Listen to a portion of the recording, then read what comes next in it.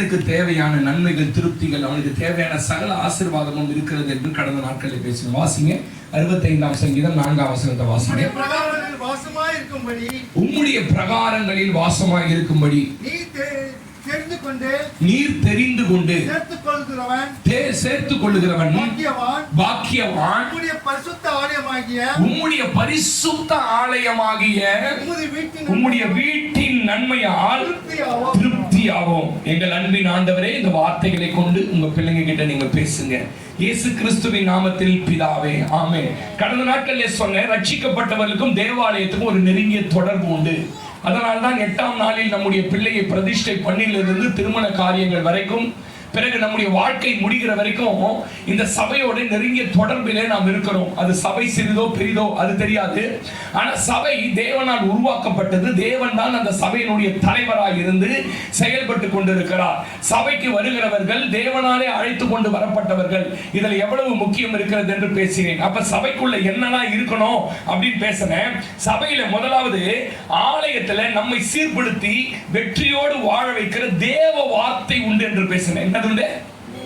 சபையில என்னதான் இருக்கணும்? முதல்ல தேவனுடைய வார்த்தை தான் இருக்கணும். ஏன்? இந்த வார்த்தை தான் நம்முடைய வாழ்க்கையை சீர்படுத்தும், நம் வாழ்க்கையை வெற்றி பெற வைக்கும், நம் வாழ்க்கையில பெரிய பெரிய காரியங்களை இந்த வார்த்தை தான் பேசும். அதனால தேவனுடைய ஆலயத்துல முதலாவது வார்த்தை. அதனாலதான் உபாகமம் 28:1 சொன்னேன். வாசிங்க. உபாகமம் 28:1 வாசிங்க. அதுல தான் நான் தொடர்ந்து இந்த வாரமும் பேச போறேன். வாசிங்க. இன்று நான் உனக்கு விதிக்கிற கட்டளைப்படி எல்லாம் செய்ய நீ கவனமாய் இருக்கும்படிக்கு அவர் சத்தத்துக்கு உண்மையாய் செவி கொடுப்பாயானால் அப்ப அவருடைய சத்தத்துக்கு உண்மையாய் செவி கொடுக்கணும். அவர் சத்தம் எங்கே உண்டு என்று கேட்டால் ஆலயத்தில் உண்டு. அல்லேலூயா. தாவீது சொல்றான், அவருடைய சத்தம் பெண்மான்களை ஈனும்படி செய்யும். அவருடைய சத்தம் காதேஸ் வனாந்தரத்தை அதிர பண்ணும். அவருடைய சத்தம் என்ன அர்த்தம் இதெல்லாம் கேட்டீங்கன்னா, எதை வேணாலும் அவர் சத்தத்தால மாற்ற முடியும். அப்ப அந்த சத்தத்தை எப்படி கேட்கணுமா? கவனமா கேட்கணும். இன்னைக்கு நிறைய பேர் ஆலயத்துல வந்து கவனக்குறைவா கேட்கறாங்க. ஏதாவது கவர்மெண்ட்ல பணம் கொடுக்குறாங்கன்னா அது ரொம்ப கவனமா கேட்கறாங்க.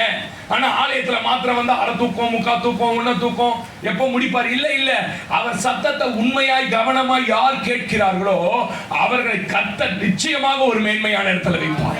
அல்லேலூயா. சகல பிரஸ்தாபத்தை பார்க்கிறோம். அப்படின்னா என்னது? உலகத்துல எல்லாம் படைக்கப்பட்ட எல்லாவற்றையும் பார்க்கிறோம். தேவன் எதை மகிமைப்படுத்தி வைத்திருக்கிறார்னா அவருடைய வார்த்தைகளை மகிமைப்படுத்தி வைத்திருக்கிறார். ஆமென் சொல்லுங்களேன். அல்லேலூயா. அதனால தான் ஏசாயா சொல்றான். வாசிங்க 2ஆம் அதிகாரம் 3ஆம் வசனம். ஏசாயா 2:3 வாசிங்க தம்பி. ஏசாயா 2:3 வாசிங்க. திரளான ஜனங்கள் புறப்பட்டு வந்து நாம் கர்த்தருடைய பர்வதத்திற்கும் யாக்கோபுடைய தேவனுடைய ஆலயத்திற்கும் போவோம் வாருங்கள், தமது வழிகளை. அப்ப கவனிங்க, தேவனுடைய ஆலயத்துக்கு எதுக்கு வரும் தெரியுமா? இங்கே நீங்கள் வாழ்வதற்கான வழிகள் இருக்குது. எத்தனை பேர் நம்புறீங்க? அவர் என்ன போதிக்கிறாருங்க? வழிகளை போதிப்பார். நாம் அவர் பாதைகள் நடப்போம். ஏனெனில் சியோனிலிருந்து வேதமும் ஆமா சார், என்ன வெளிப்படணும் தெரியுமா? கர்த்தருடைய ஆலயத்துல வசனம் வெளிப்படணும். ஏன்? இங்க என்ன இருக்குன்னா, நாம் வாழ்வதற்கான வழி இருக்கிறது. அவர் ஏற்படுத்தி வைத்த ஒரு பாதை இருக்குது. எப்படி நம்புறீங்க நீங்க? ஆமென் சொல்லுங்க. எத்தனையோ பேர் சொல்றாங்கல்ல, வழியே என்னன்னு தெரியாம ஆலயத்துக்கு வந்த தனசிங்கன்னு ஒரு அண்ணாச்சி இருந்தாங்க. நான் முதல்ல இந்திய மிஷனரி சங்கத்தில் சேர்ந்து மிஷனரிக்காக போகும்போது அவர் காமிச்சாங்க. ஏன்னா 21,000 ரூபாய் காணிக்க கொடுக்குறாங்க. அவங்க 21,000 ரூபாய் மிஷனரிக்காக வட இந்தியாவுக்கு. இப்போ 21,000 ரூபாய் கொடுக்குறாங்களே அப்படின்னும் போது அவர்கிட்ட என்னை பார்த்து ஒரு நெருக்கமா பேசுறாரு. அப்ப சொன்னாரு, திருநெல்வேலியில வாழ்வதற்கு வழி தெரியாம ஒரு இந்து குடும்பத்தை சேர்ந்த நானு என் குடும்பத்தோட 2 கை குழந்தைகளை தூக்கின்னு சாப்பிட வழி இல்லாம பட்டாபுரம் வந்து ஒரு பழைய பேப்பர் போடுற கடையில வேலை செஞ்சேன். அந்த வருமானம் பத்தல, பிள்ளைங்க பட்டினியில இருந்தாங்க. பாஸ்டர், ஒரு சிஎஸ்ஐ சர்ச்சுக்கு பக்கத்துல நான் குடியிருந்தேன். வாரந்தோறும் பேசுறாங்க, என்ன பேசுறாங்க, ஒரு நாள் போய் பார்க்கலாமே சொல்லிட்டு அந்த சர்ச்சில பின்னாடி இருந்த சேர்ல போய் உட்கார்ந்துட்டு இருந்தேன். அப்ப சொன்னாங்க, வாழ வழி இல்லாத வந்திருக்கிற சகோதரா, உனக்கான வாழ்க்கைக்கு வழியை இந்த ஆலய தேவன் தொடங்குகிறார். அவர் சொன்னார், நீ நிறைய படிச்சிருக்கிற, அப்படியே பேசுறாரு ஆவியானவர். சிஎஸ்எஸ் சபை அற்பமா எண்ணக்கூடாது. பேசுறாரு, வாழ வழி தெரியாம இருக்க, இதோ உனக்கு ஒரு நேர் பாதையை காட்டுகிறேன். அந்த நேர் பாதையில ஒரு பள்ளி இருக்கிறது, அந்த பள்ளிக்கு போ, உனக்கான வேலை காத்திருக்குது.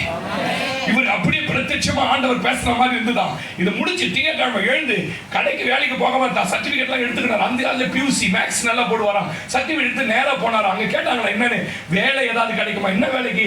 நான் மேக்ஸ் நல்லா போடுறேன், மேக்ஸ் டீச்சர். ஹெட் மாஸ்டர் பாருங்க, அது ஒரு aided school, Christian aided school. உள்ள போனாராம். உள்ள போன சர்டிபிகேட்லாம் பார்த்து கரெக்டா மேக்ஸுக்கு ஒரு ஆளை தேடிட்டு இருக்காங்க அவங்க.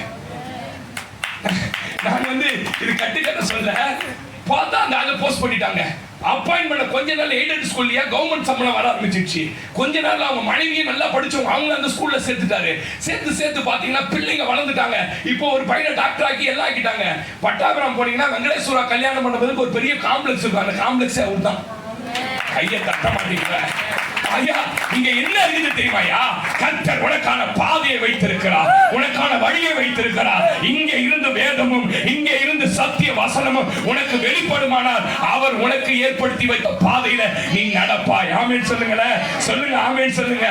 அவருடைய வசன சபையில் இருக்கிறது. ஆலயத்துல 3 காரியம் தான் இருக்கணும். ஒன்னு துதி ஆராதனை இருக்கணும், 2வது ஜெபம் இருக்கணும், 3வது வசன வார்த்தை தான் இருக்கணும். இதை தவிர மீத எதை செய்தாலும் அது கல்லர் போகலாம். சொல்லுங்க. இனி நான் இப்படி சொல்றேன், நீ உனக்கான பாதையை வகுத்து கொண்டு உனக்கான ஒரு வழி போற பத்தியா, அந்த வழியெல்லாம் அடைக்கப்படுகிறது. ஏனென்றால் உன் சுய முயற்சியில சொந்த மாம்சத்துல செய்கிறார். இல்ல கர்த்தருடைய வசனத்தை கேட்டு அந்த வசனத்தின்படி நீ வாழ்வாயானால் அந்த வசனம் என்ன தெரியுமா சொல்லு? உனக்கான பாதையை அவர் ஆயத்தம் பண்ணி வைத்திருக்கிறார். அந்த பாதை ஒருவேளை இடுக்கம் போல தெரியும், அந்த பாதையில கடினம் போல தெரியும். கேட்டுக்கு போகிற பாதை விசாலமா இருக்கும், ஆனால் நித்திய ஜீவனுக்கு போகிற வாசல் கொஞ்சம் இடுக்கமா தான் இருக்கும் பிரதர். ஆனா அந்த கர்த்தர் ஏற்படுத்தி வைத்த பாதையில போவாயானால் உனக்கு தீங்கு செய்வார். அந்த இடத்துல இருக்க மாட்டாங்க. அந்த பாதை பெரும்பாதையா இருக்கும். அங்கே கர்த்தர் உன்னை நடத்துவார். ஏசாயா 35 நினைக்கிறேன், 35:8-9 அந்த வசனம் இருக்கும் பாருங்க, வாசிங்க. ஏசாயா 35:55 ஞாபகம் இல்ல, 35:8 வாசிங்க. அங்கே பெரும்பாதையான வழி. எஸ், அது முன் வசனமா வாசிங்க. வலுசல் போய் இருந்த இடம் அது எப்படி வாசிங்க? வெட்டாந்தரை தண்ணீர் தடாகமும். வெட்டாந்தரை இதுக்கு முன்ன வாழ்க்கை ஒண்ணுமில்ல, காலி. வெட்டாந்தரை தண்ணீர் தடாகமாகவும் வறண்ட நிலம் நீரூற்றுகளாகவும் வலு சர்ப்பங்கள் தாவரித்து கிடந்த அப்படின்னா வாழ்க்கையில என்ன அர்த்தம்னா வெறும் பிசாசோட போராட்டம் தான். ஒரு பாதை தெரியல, வழி தெரியல, எங்க போறதுன்னு தெரியல. ஆனா எருசலேம் என்கிற தேவனுடைய ஆலயத்துக்கு வந்தபோது இங்க யார் இருக்காருன்னா யாக்கோபுடைய தேவன். என்ன போட்டிருக்கிறதுல யாக்கோபு? என்னங்க அது யாக்கோபின் தேவன்? எனக்கு புரியல. இந்த யாக்கோபு ஒரு காலத்துல எங்க போறது, என்ன தொழில் செய்வது, எப்படி வாழ போறன்னு வழி தெரியாம இருந்தால அவனுக்கு கூகுள் மேப் வழியை போட்டு காட்டி அவனை சரியான இடத்துல சேர்ந்து வெறுங்கையாய் போனவன 2 பரிவாரங்களோட திரும்பி வர பண்ண அந்த தேவன் தானா நமக்கும் வழிகாட்டுவாருன்றான். பைபிள் எப்பயுமே எப்படி படிக்கணும் தெரியுமா? Pre context, post context, pre text, post text, context. இது 3 சேர்ந்து படிச்சாதான் பைபிள் புரியும். அப்படின்னா என்னது? முன்னாடி சிலர்லாம் அந்த குட்டா அந்தசியா பார்ப்பான் பார்த்துருக்கீங்களா? டக்குனு கேலண்டர் போய் பார்ப்பான், அப்புறம் என்னத்து பார்ப்பான், டக்குன்னு ஒரு காரியத்துக்கு போவான், டம்முன்னு திறப்பான், திறந்தா இப்போதே செய், சீக்கிரமாய் செய்யணும் இருக்கும். அதுக்கு முன்னாடி யாரை செய்ய சொல்றாருன்னு பார்க்க மாட்டான். நான் பேசுறது புரியும் நினைக்கிறேன். பைபிள் எப்பவுமே ப்ரீ டெக்ஸ்ட் என்ன சொல்லுது, முன்னாடி என்ன பேசுது, போஸ்ட் டெக்ஸ்ட் என்ன சொல்லுது, இதோட கான்டெக்ஸ்ட் என்ன. சும்மா உட்காந்து நின்றுலாம் நீங்க பிரசங்கம் பண்ண முடியாது. சும்மா ஏதோ 4 டைரி 1997 டைரி வச்சிருப்பா சில பாஸ்டர்லாம். எங்க போனாலும் அதை திறந்து நான் பார்த்துக்கிறேன், எட்டி பார்ப்பேன் பாருங்க, தண்ணிலாம் ஊற்றி அழிஞ்சிட்டு இருக்கும்.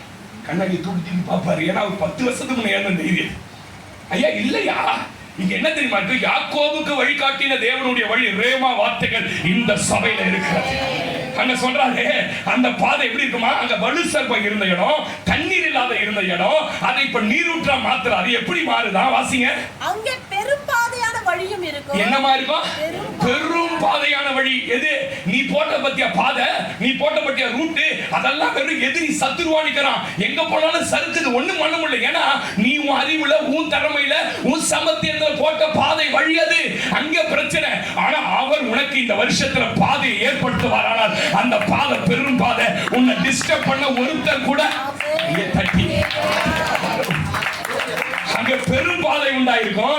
பரிசுத்த வழி என்னப்படும். அந்த வழி என்ன வழி? நீ போட்ட வழியில பரிசுத்தம் இல்ல, நீ போட்ட வேலையில பரிசுத்தம் இல்ல, டிஸ்டர்ப் ஆகல. ஆனா அவர் ஒரு பாதையை போட்டு உன்னை நடத்தினார்னா அது பரிசுத்தவான்களோட பிரவேசிக்கிற பரிசுத்த பாதை என்று என்ன சொல்லப்படும்? தீட்டுள்ளவன் அதிலே நடந்து வருவான். ஆமா, வாழ்க்கையில தீட்டுள்ளவன் வரவே மாட்டான், டிஸ்டர்ப் பண்ண மாட்டான், வர மாட்டான். அந்த வழியில் நடக்கிறவர்கள், அந்த வழியிலே நடக்கிறவர்கள் பேதையா, இன்னசென்ட்யா, ஏமாந்து போறவையா. ஆனா இது வரைக்கும் உன்னை ஏமாத்தலாம். உன் வழியில போகும்போது, இனிமே கர்த்தர் போட்ட வழியில போகும்போது உன்னை ஏமாற்றுவதற்கு கூட உன் பாதையில கையை தட்டி சொல்லுங்களேன். அழகா, அதாவது இந்த பைபிளை படிக்கும் போது அழுதுனே எத்தனை பேர் படிச்சிருக்கீங்க தெரியல. நான் படிச்சிருக்கிறேன். படிக்கும் போதெல்லாம் அழுவேன். சில நேரத்துல என்னை பத்தியே எழுதி வச்சிருக்கிறீங்க ஆண்டவரே, நான் எப்பயோ போறேன், என்னை பத்தி எழுதி வச்சிருக்கிறீங்க. சொல்ற, நீ பேதையா இருந்தாலும் திசை கெட்டு போவதில்லை, நான் போட்ட பாதையில சிங்கம் இருப்பதில்லை. கவனிக்கணும், என்ன இருக்குதுல? பிசாசு வரவே மாட்டான். கர்த்தர் கொடுத்த பாதை, சபையில சொல்ற வசனத்தின்படி நீ நடந்தினா வாழ்ந்தினா, நீ போட்ட பாதைலாம் ஒரே பிசாசு போராட்டம். ஆனா கர்த்தர் போட்டு கொடுத்த பாதையில நடந்தாங்க, சிங்கம் இருப்பதில்லை. உன்னை அழிக்கிற துஷ்ட மிருகம் அப்படின்னா மனுஷங்க, கெட்டவங்க, எல்லாம் சுத்தி கெட்டவங்க இருப்பது இல்லை, காணப்படவும் மாட்டாது. மீட்கப்பட்டவர்கள் அதிலே நடப்பார்கள். கர்த்தரால் மீட்கப்பட்டவர்கள் திரும்பி ஆனந்த களிப்புடன் பாடி சீயோனுக்கு வருவார்கள். நித்திய மகிழ்ச்சி அவர்கள் தலைமையில் இருக்கிற சந்தோஷ மகிழ்ச்சியும் அடைவார்கள். எத்தனை பேர் ஆமென் சொல்றீங்க? அப்ப என்னவர்கள் தேவனுடைய ஆலயத்தில் இருக்குது? உனக்கு வாழ்வு தருகிற, பாதை காட்டுகிற, வழியை உண்டு பண்ணுகிற வசனங்கள் இந்த ஆலயத்தில் இருக்குது. அதனாலதான் பேதுரு தைரியமா சொன்னாரு, நாங்க சோறு போடுறதுக்கு, நாங்க இது பண்றதுக்கு இந்த ஆலயத்தை வச்சு இல்ல, நாங்களோ ஆராதிப்பதும் தேவனுடைய வசனத்தை இடைவிடாமல் போதிக்கும் ஊழியத்திலும் 6 நாள் அப்போஸ்தலர் சொல்றார், எங்க வேலை என்ன தெரியுமா? வசனத்தை உங்களுக்கு போதிக்கணும். ஏன்? இந்த வசனம் தான் உங்களுக்கு நித்திய ஜீவனுக்கு கொண்டு போகும். ஆமென் சொல்லுங்க. அல்லேலூயா. வசனம் தான் ஒரு மனிதனை மாற்ற முடியும், ஆசீர்வதிக்க முடியும், பரலோகம் கொண்டு சொல்ல முடியும். மத்த யாரும் நம்மளுக்கு எதுவும் செய்ய முடியாது. அதனாலதான் பேதுரு இன்னொரு இடத்துல எழுதும்போது சொல்றாரு, என்ன சொல்றாரு கேட்டீங்கன்னா, உங்களை சீர்படுத்தி வாசிங்க. அப்போஸ்தலர் 1 பேதுரு 5:10 வாசிங்கம்மா. 1 பேதுரு 5:10 வாசிங்க. கிறிஸ்து இயேசுவுக்குள் நம்மை நம்முடைய நித்திய மகிமைக்கு அழைத்தவராய் இருக்கிற சகல கிருபையும் பொருந்தின தேவன் தாமே கொஞ்ச காலம் பாடு அனுபவிக்கிற உங்களை சீர்படுத்தி ஸ்திரப்படுத்தி பலப்படுத்தி நிலை நிறுத்துவாராக. ஆமென் சொல்லுங்க. ஒரு சபை எதுக்காக கொடுக்கப்பட்டு ரொம்ப அழகா பேசுறாரு. ஒண்ணு, சீர்படுத்தணும். விசுவாசி என்ன பண்ணணும் சொல்லுங்க? என்ன பண்ணணும்? எல்லாம் அந்த வார்த்தையை சொல்லுங்க. நான் சீர்படணும் சொல்லுங்க. என் வாழ்க்கை சீர்படணும், என் குடும்பம் சீர்படணும். சீர்படுத்தி இரண்டாவது என்ன பண்ணணும்? ஸ்திரப்படுத்தி பலப்படுத்தி நிலை நிறுத்தணும். ஆமென். இங்கிலீஷ்ல என்ன வந்து தெரியுமா? சீர்படுத்தி ரெஸ்டோர், புதுப்பிக்கப்படுத்தலாம். என்ன பண்ணணும்? நம்ம ரட்சிக்கப்படுறதுக்கு முன்ன பாருங்க, நிறைய கொள்கைகள், கோட்பாடுகள் தவறானதா சரின்னு செஞ்சு நடந்துட்டு இருப்போம். பாரம்பரியமா சிலதான் நடப்போம். ரட்சிக்கப்பட்ட பிறகு மஞ்சா குங்குமம் வைக்கிற அம்மாங்களாம் எனக்கு தெரியும். மஞ்சா குங்குமம் வைக்கிற அம்மா இருக்கிறாங்க. வெள்ளிக்கிழமை சாணி கட்டி கோலம் போடுற வீடுகளா இருக்கிறாங்க. அகில விழுக்கு வைக்கிறாங்க. இவங்களெல்லாம் நம்ம என்ன பண்ணணும்னு கேட்டீங்கன்னா, சீர்படுத்தணுங்க. அதுக்குதான் சபை. உங்களுக்கு தெரியாது என்ன நடக்குது உங்க வாழ்க்கையில. இதெல்லாம் இருக்கிற வரைக்கும் என்ன நடக்கும்னு கேட்டீங்கன்னா, உங்க வாழ்க்கையில வசனங்கள் நிறைவேறாது, வேற ஒண்ணும் இல்ல. தேவன் கொடுத்த வாக்குகள் நிறைவேறாது. உங்களை சீர்படுத்தணும். கொள்கைகள், கம்யூனிஸ்ட்ல இருந்து ஒருத்தர் ரட்சிக்கப்பட்டு வந்திருப்பான். இங்க வந்த உடனே என்ன பண்ணுவான்? அந்த கொள்கையை எடுத்து வந்து பேசிட்டு இருப்பான். அவனெல்லாம் சீர்படுத்தணும். நம்ம வாழ்க்கையை அதெல்லாம் சீர்படுத்துவதற்காக தான் சபை. ஆமென் சொல்லுங்க. அல்லேலூயா. ரட்சிக்கப்பட்ட பிறகு ஆலயத்துக்கு வந்த பிறகும் பொண்டாட்டி கிட்ட சண்டை போடுறோம் எத்தனை பேர் இருக்கிறாங்க தெரியுமா? சண்டைனா என்ன சண்டை? இந்த கோவப்பட்டு சண்டை எல்லாம் போடுறான். அசிங்கமா பேசி சண்டை போடுறோம் எத்தனை பேர் இருக்கிறாங்க தெரியுமா? என் ஃப்ரெண்டு ஒருத்தன் புருஷோத்தன்னு பூந்தமல்லியில் இருக்கிற ரொம்ப பழைய ஃப்ரெண்டு எனக்கு. சமீபத்தில் அவங்க வீட்டுக்கு அந்த கார் வாங்கும்போது அவங்க 100 கார் வச்சிருக்கிறான். கார் வாங்குறது காட்டுறதுக்கு எடுத்து போயிட்டு அவன் தான் எல்லாம் ஏற்பாடு பண்ணி விட்டான். அப்போ உள்ள போனோம்னா அவங்க மனைவி வண்டி வண்டியா அவரை பத்தி கம்ப்ளைண்ட் சொல்லுது. அண்ணே நீங்க கேளுங்கண்ணே, இந்த 2 பிள்ளைங்களுக்கு சாயங்காலம் வரும்போது ஒரு சின்ன ஸ்நாக்ஸ் வாங்கி வந்துருக்கிறான். கிட்டத்தட்ட 1/2 மணி நேரம் கம்ப்ளைண்ட் பண்ணுது. இவனை பார்த்தா காலை ஆட்டின்னு போன் பண்ணிக்கலாம். ஒரு வார்த்தை கூட பொண்டாட்டி மூஞ்சியோ என் மூஞ்சியோ என்ன பண்ணல, நீ வந்து பார்க்கல. நானே பயங்கர கம்ப்ளைண்ட் பண்ணுது. என் நகை மொத்தத்தில் 8 வச்சுட்டாங்க, 50 நகை வச்சுட்டாங்க, அப்படின்னு இப்படின்னு சொல்லி அப்படி பண்ணினே இருந்தா. அப்ப என்னதாமா சொல்றாரு? இதுக்கு அவர் பேசவே மாட்டாருன்னு. சண்டை போட்டு என்ன பண்ண மாட்டாரு? அப்போ என்ன பண்ணுவாருன்னு கேட்டா, 2 வேலை செய்வார் சண்டை நடக்கும்போது. ஒண்ணு பெட்ஷீட்டை போட்டு இழுத்து நல்லா கிட்டும் போது போட்டு படுத்துப்பாரு. ரெண்டாவது என்ன பண்ணுவாருன்னு கேட்டீங்கன்னா சட்டையை மாட்டி வெளில போயிட்டு 3 மணி நேரம் வரமாட்டாரு. அப்ப நான் கேட்டேன் புருஷத்தை பத்திரியோ, எப்படியா அவங்களுக்கு இந்த மாதிரி பொண்டாட்டி அனுசரிச்சு போகிறது, எனக்குலாம் அது தெரியலையா பாஸ்டராப்போம் அப்படின்னு சொன்ன. அவர் சொல்றாரு, அவர் சொன்ன அவர் குருஜி, இந்து கோயில் சாமியில கூட குருஜியை ஒருத்தர் தெய்வம் ஆயிட்டீங்களா. அவர் சொல்லுவார், வாழ்க்கையில எந்த சூழ்நிலையும் கோபப்படக்கூடாதுன்னு அவர் சொல்லி கொடுத்தாராம். யார் சொல்லி கொடுத்தது? எனக்கு அப்படியே ஷாக் ஆயிடுச்சு. ஒரு மனுஷன் குருஜி சொன்னதை கேட்டு நான் திருப்பி பேசினதே இல்லையா ராமின்னு கேட்டனா, இது வரைக்கும் சண்டையில அவர் திருப்பி பேசினதே இல்லை பாஸ்டர். எனக்கு அந்த மனுஷங்கிட்ட நம்ம கத்துக்கணும்டா. அவன் பைபிள் தூக்குறதில்லை, சர்ச்சைக்கு வந்ததில்லை, ஒண்ணும் பண்ணதில்லை, அதனால எங்களுக்கு சண்டையெல்லாம் பெருசா ஆகாதுன்ற. இப்ப கவுனிங்க சிஸ்டர் பிரதர், நான் ஏதோ சும்மா சொல்லலை. உங்களுக்குள்ள சில கொள்கைகள், கோட்பாடுகள், மூர்க்கோணம், கோபம். எனக்கு ஒரு ஆசை இருக்குது, எனக்கு ஒரு ஆசை எப்பயுமே இருக்கு. எனக்கு கொஞ்சம் விபரீதமான ஆசைகள்லாம் வரும். என்ன ஆசைனா, இந்த ரட்சிக்கப்பட்டு தன் ஆவிக்குரிய மாதிரி மாத்திக்கின்னு சர்ச்சையில முன்னாடி வரல, பொண்டாட்டிக்கும் புருஷனுக்கும் சண்டை நடக்கும்போது இந்த புருஷன் பேசுறதுதான் பொண்டாட்டி யாருக்கும் தெரியாம ரெக்கார்டிங் பண்ணிக்கணும். ரெக்கார்டிங் பண்ணிட்டு என்ன பண்ணணும்னு கேட்டீங்கன்னா, சாட்சி நேரத்துல வந்து மைக்கு பிடிச்சி என்ன சொல்லணும், கடந்த வாரத்துல என் கணவனுக்கு எனக்கு சண்டை ஏற்பட்டது, என் கணவன் பேசின முத்தான விசுவாசம் உள்ள அற்புதமான வார்த்தைகளை ப்ளூடூத்ல கனெக்ட் பண்ணுப்பா சொல்லி கனெக்ட் பண்ணி போட்டு விட்டுணும். எனக்கு அப்படி ஒரு ஆசை இருக்குங்க. யாராவது ஞானமுள்ள மனைவி இருந்தா அப்படி செய்யுங்க. இருக்கிறாங்க, இன்னும் இருக்கிறாங்க. பாருங்க, நீங்க நினைக்கிறீங்க, நம்ம தப்பா நினைக்காதீங்க. சபை எதுக்கு தெரியுமா? உங்களுக்குள்ள இருக்கிற தேவையில்லாத எல்லாவற்றையும் எடுத்து உன்னை ரிஸ்டோர் பண்றதுக்கு தான் சபை. நான் ரட்சிக்கப்பட்ட ஆரம்பத்தில் ஒரு சம்பவம், நீங்க தப்பா எடுத்துக்க மாட்டீங்க. தப்பா எடுத்துனாலும் எனக்கு கவலை இல்லை. ஏன்னா நான் வந்து உங்களை நான் விசுவாசியா பார்க்கல, என் சொந்த குடும்பமா பார்க்கறேன். ஆமென் சொல்லுங்க. ரட்சிக்கப்பட்டு ஒரு 2 வருஷம் 3 வருஷம் இருக்கும்னு நினைக்கிறேன். அப்போ ஒரு வேன்ல ஒரு இடத்துக்கு எங்க கல்யாணத்துக்கு இங்க போறோம்னு நினைக்கிறேன். போன உடனே பாத்தீங்கன்னா ஒரு சினிமா பாட்டு போட்டாங்க. நான் வாலிப வயசுல இருக்கும்போது இருந்த சினிமா பாட்டு அது. நீங்க நம்ப மாட்டீங்க, அந்த பாட்டு அந்த காலத்துல கேசட் இருக்கும். உங்களுக்கு தெரியுமா? கேசட், ரீல் வச்ச கேசட் இருக்கும். அந்த கேசட்ல 15 பாட்டு பதிவு பண்ணலாம்ல, 15 பாட்டும் அதையே பதிவு பண்ணிட்டு போய் கடையில கொடுத்து அப்படியே 20 ரூபாய் வாங்குவான் பதிவு பண்ண. வச்சாந்து ஒரு சின்ன டேப் ரெக்கார்டு வச்சிருப்போம். போட்டு அந்த பாட்டு நான் போறேன் அந்த வேன்ல போட்டான். ஒரு முறையே உன்னோடு சேர்ந்து வாழணும், உயிர் பிரிஞ்சால அன்பே உன் மார்புல சாயணும்னு இதை கேட்ட உடனே கண்ணு வந்து தாரையா தண்ணி வந்து எனக்கு. என் பக்கத்துல உட்காந்து ஆள் என்ன நினைக்கிறாரு, என்னத்த நினைச்சு பொண்டாட்டி கூப்பிட்டு நினைச்சு அழுகுறாரா, இல்ல நான் எதை நினைச்சு அழுகுறேன். அப்படியே எனக்கு நம்ப மாட்டீங்க. வீட்டுக்கு வந்து இறங்குற 10 நாளா அந்த பாட்டு எனக்குள்ள ஓடிக்கிட்டே இருக்குது. நீங்க நம்ப மாட்டீங்க. அந்த வாரம் சபைக்கு போறேன். சபையில என்ன பிரச்சனை கேட்டீங்கன்னா, முந்தினதை நினைக்காத, பூர்வமானதை சிந்திக்காத, உனக்காக புதிய காரியத்தை செய்ய போறேன். ஐயா, நான் என்ன தெரியுமா சொல்ல வரேன்? இதெல்லாம் நம்மள அறியாமலே வச்சிருப்போம். டிவி பார்க்கறது தப்பு இல்லாது, இதெல்லாம் கொள்கை, கோட்பாடு, இதெல்லாம் சீர்படுத்துவதற்கு தான் சபை இருக்கிறது. தப்பு. இப்ப நீங்க எடுத்துட்டு வந்து அதே பாட்டை திரும்பியும் போட்டீங்கன்னா எனக்கு காது என்ன கேட்கும், இருதயத்துல ஒரு சொட்டு கூட போவாது. ஏன் தெரியுமா? என் இருதயம் முழுவதையும் வசனத்தால என் தேவ ஆவியானவர் நிரப்பி கையை தட்டி சொல்லுங்க. அப்படி ஒரு சூழ்நிலைக்கு வரணும். இங்க என்ன சொல்றாரு பேதுரு? எதற்காக கர்த்தருடைய ஆலயம் தெரியுமா? உன்னை சீர்படுத்தி. ஆமென் சொல்லுங்க. அல்லேலூயா. அப்போ சீர்படுத்தணும். இன்னைக்கு பாருங்க, தப்பா இருக்காதீங்க. நான் சின்ன வயசுல இருக்கும்போது ரஜினிக்கு வந்து அந்த வயசாகி சொட்டம் வந்துச்சு. அதனால என்ன பண்ணுவோம், எல்லாம் பிளேடு வாங்க இங்கேயும் இங்கே சீவி இப்படி முடி வச்சுன்னு வருவான் ஸ்கூலுக்கு. என்னையும் சொல்லுவாங்க பிளேடு வாங்க. எனக்கு அழகா நெத்திலேருந்து வர்றது ஏன்டா அவங்களுக்கு பொறாம. நமக்கு எங்கிருந்து வர்றது முடி?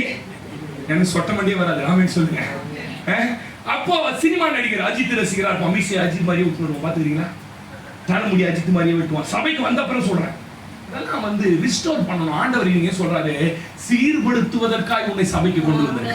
சொல்லுங்களேன், ஆமென் சொல்லுங்களேன். அல்லேலூயா. ரெண்டாவது சொல்றாரு, சீர்படுத்துவது மாத்திரமா. ஏன் இன்னைக்கு சீர்படுத்தணும்னா, இன்னைக்கு பாருங்க, தவறான உபதேசத்தை கேட்டு சரின்னு ஜனங்க தீர்மானம் பண்ணிட்டாங்க. இன்னைக்கு உங்களுக்கு தெரியுமா, 380 கள்ள உபதேசங்கள் இருக்கு. என்ன உபதேசம் இருக்கு? கள்ள உபதேச சபைகள் 380 சபை இருக்குது. செவன்த் டே கள்ள உபதேசம், சர்ச் ஆஃப் கிரைஸ்ட் கள்ள உபதேசம். பிதாவையும் குமாரனையும் பரிசுத்த ஆவியானவரையும் யாரெல்லாம் மறுதலிக்கிறாங்களோ, கிடையாதுன்னு சொல்றாங்களோ, அதை குறித்து விவாதம் பண்றாங்களோ, அத்தனையும் கள்ள உபதேசம். மார்மோன் ஒரு சபை இருக்கு, கேள்விப்பட்டீங்களா? பக்கா பெண்டிகாஸ்ட் மாதிரியே செய்வாங்க. என்ன சொல்லுவாங்க தெரியுமா? மார்மோன் சபையில ரட்சிக்கப்பட்டு ஞானஸ்தானம் எடுத்த அத்தனை பேரும் பரலோகம் போவோம். அத்தனை பேரும். எருரி இயேசு என்ன பண்ண மாட்டாரு. அங்க நிறைய வாசஸ்தலம் இருக்குதான். பிதாவோட கனெக்ட் ஆகி பக்கத்திலேயே உட்காந்துக்கிறவங்களா பரிசுத்தமா வாழ்ந்தோம்னா, கொஞ்சம் சரகச்சாலு கொஞ்சம் அப்படி இப்படி இருந்தாலுங்களா கேட்டு கீப்பர் வேலை கொடுத்து பின்னாடி வச்சிருவாங்களா. இது கேட்கும் போது எப்படி இருக்குது நம்மளுக்கு? சாமியா இருக்கும், கரெக்டா இருக்குதப்பா. அதனால 5 குச்சின்னு நான் 1 பிடிக்கிறேன் நான். இல்ல, இதெல்லாம் கள்ள உபதேசங்கள். நீங்க இன்னைக்கு ஜனங்க பாருங்க, சீர்கெட்டு போயிட்டாங்க பாருங்களேன். தீர்க்க தரிசனங்கள், நீங்க அந்த தீர்க்க தரிசின்னு வராம பாருங்க, அவன் எந்த ஊழியக்காரங்க அசிஸ்டண்டா இருந்தா கேட்கணும், எந்த சபையில நீ எத்தனை வருஷம் விசுவாசியா இருந்தா கேட்கணும். அவனை பார்த்தா இங்க ஒரு பிட்டு தாடி வச்சிருப்பான், இங்க ஒரு குறுந்தாடி வச்சுன்னு இருப்பான், ஒரு கோட் ஒன்று போட்டு பாரு, வந்து யாரும் கத்தர் சொல்றாரு அடுத்த வருஷம் உங்களுக்கு கவர்மெண்ட் வேலை சொல்லிட்டு போடுவான். நீ சொல்லிட்டாரே கவர்மெண்ட் வேலை, ஆபீஸா சுத்தி பைத்தியமாயில தம்பி வரான்ல, அவனை எழுப்பி நிக்க வச்சு சொல்ல சொன்னாரு, உனக்கு அந்த கம்பெனில டீம் லீடரா மாத்த போறாங்க, அந்த மாசத்துல வேலை போயிடுச்சு. உனக்கு இந்த வருஷத்துல மார்ச் மாசம் 31ஆம் தேதி கல்யாணம், சிஸ்டருக்கு தெரியும், கல்யாணம் எல்லாம் கூடி வந்து அந்த வீடு இங்க வந்து பாத்துட்டாங்க. இந்த அவன் என்னைக்கு தீர்க்க தரிசனம் கல்யாணம் முடிச்சு. இன்னைக்கு நம்ம ஆளுங்களுக்கு என்னன்னா, ஓ தீர்க்க தரிசனம் சொல்றாரு, தீர்க்கதரிசி. அந்த தீர்க்கதரிசி எங்க உருவானா? தீர்க்கதரிசி வாழ்க்கையில படிச்சிருக்கீங்களா? கதறி கதறி அழணும். ஒரு மாசத்துக்கு ஒரு 1.5 மாசத்துக்கு கவனிங்க, 1.5 மாசத்துக்கு ஒரே பக்கமா ஒரு கட்சி படிக்கணும், பீசனை பக்கம். அங்கதான் உங்க தரிசனம் காட்டுவேன். இப்படி இப்படி உங்க உடம்பு வச்சா கூட என்ன பண்ணக்கூடாது, கொஞ்ச நாள் எப்படி படுக்கலாம், ரைட் சைட்ல திருப்பி படிக்கணும். கொஞ்ச நாள் என்ன பண்ணுவா தெரியுமா, தப்பா எடுத்துக்காது யாரா, எப்பா இந்த ஜனத்தை நான் எப்படி நிர்வாணமாக போறேன்ட்டு நீ எல்லாத்தையும் கைட்டி போட்டு தெரிசுல வீதிகள்ல நடடான்னு ஒரு தீர்க்கதரிசி வேலைன்னா சாதாரண வேலை நினைச்சாதீங்க. இன்னைக்கு நம்ம ஆளுங்களும் ஓ தீர்க்கதரிசி நாங்க அவன் தீர்க்கதரிசி சொல்லி இது வரைக்கும் உங்களுக்கு என்ன நிறைவேறுக்குது? எப்படி பாஸ்டர் போய் தீர்க்கதரிசி கண்டுபிடிக்கலாம்? ரொம்ப சிம்பிளா கத்துறேன், வசனமே பேச மாட்டான், ஒரு கண்டென்ட்ல பேச தெரியாது. வந்து நின்ன உடனே என்ன பண்ணுவாரா, ஏற்ற காலத்தில் அவர் ஒரு வருஷம் டெம்ட் ஆகிடும். உடனே நம்ம ஆளுங்க டெம்ட் ஆகி உனக்கு இது நடக்க போகுது, உனக்கு அது நடக்க போகுது, வெள்ளை சட்டை ஏந்திரு, பச்சை சட்டை மஞ்சள் சட்டை ஏந்து, சோப்பாகர பொண்ணு ஏந்திரு. ஒரே 1.5 மணி நேரம் உனக்கு குதூகலம் கொண்டாட்டம். நரகத்தை முதல்ல யாராவது வந்து பாக்கிறதுக்கு போனா எப்படி காட்டுவானா, கொண்டாட்டம் நிறைஞ்ச இடமா பிசாசு காட்டுவானா. பரலோகம் ரொம்ப போர் அடிக்குது, எப்ப பாரு வெள்ள துணி கொண்டா ஹல்லேலூயா ஹல்லேலூயா, இங்க பார்த்தா எப்படி இருக்குதுன்னு அப்படி காட்டுவானா. இது வேணா அங்க போனீங்கன்னா அவன் முதல்ல காட்டின இடம் வேறையா, 2வது காட்டின இடம் வேறையா இருக்குமா. நான் சொல்றேன், கண்டுபிடிக்கணும். நீ கள்ள உபதேசங்களால ஜனங்கள் நிரம்பி போய் கிடக்கிறாங்க. அவன் சொல்றதை இவன் எனக்கு பிடிக்கவே பிடிக்காத ஒரு விஷயம் தெரியுமா, எனக்கு என்ன நடக்க போகுதுன்னு போய் இன்னொருத்தங்கிட்ட போய் கேட்கற. நான் இன்னைக்கு ரட்சிக்கப்பட்டு ஊழியக்காரனா இருக்கிறேன், எவ்வளவு பாடுகள் அனுபவிச்சுன்னா கொஞ்சம் சோத்து கூட வழி இல்லாம 2 பேரும் இருக்கும். அப்போ கூட எந்த ஊழியக்காரங்கிட்டையும் போய் எங்களுக்கு என்ன நடக்க போகுது, எனக்கு கொடுத்த சபை, அந்த சபையில தேவன் வைத்த வார்த்தை, அந்த சபைக்குள்ள இருக்கக்கூடிய அபிஷேகம் என்னை வழி நடத்தும் என்று அன்றிருந்து ஆமென் சொல்லுங்களேன். அல்லேலூயா. அதனால தான் 2 தீமோத்தேயு 4:34 சொல்றாரு, கட்டுக்கதைகளுக்கு செவிகளை விலக்கி விசுவாசத்தை விட்டு வழுகி போகிற எங்களா கட்டுக்கதை பேசுறாங்க. கட்டுக்கதை என்ன பாஸ்டர், ஒரே கதையா இருக்கும். ஒரு பிரசங்கத்துல எங்க பாருங்க 6 சம்பவம் சொல்லுவார். எத்தனை சம்பவம்? அது நடந்தது நடக்கல நான் சொல்ல, நடந்ததுதான். நடந்ததை பேசி பேசி இந்த கான்ஃபரன்ஸ் எல்லாம் போடுறாங்க நிறைய இடத்துல. அங்கெல்லாம் போனா என்ன நடக்குன்னு நினைக்கிறீங்க? அந்த கான்ஃபரன்ஸ் கூப்பிட்ட சீஃப் கெஸ்ட் இருக்கிறார்ல, நான் சிங்கப்பூர் போனேன், நான் மலேசியா போனேன், நான் ஆப்பிரிக்கா போனேன், நீ எங்க போனா எரியுனா, நான் பரலோகம் போனேன், அது வழி சொல்றா. இதே நம்மால் கேட்டு ஓ தெரியாது, அவர் மிகப்படுத்திடுவாரா? ஃபர்ஸ்ட் லைன்ல யார் தான் நிற்கா, புகார் போடுங்க நம்ம தான்.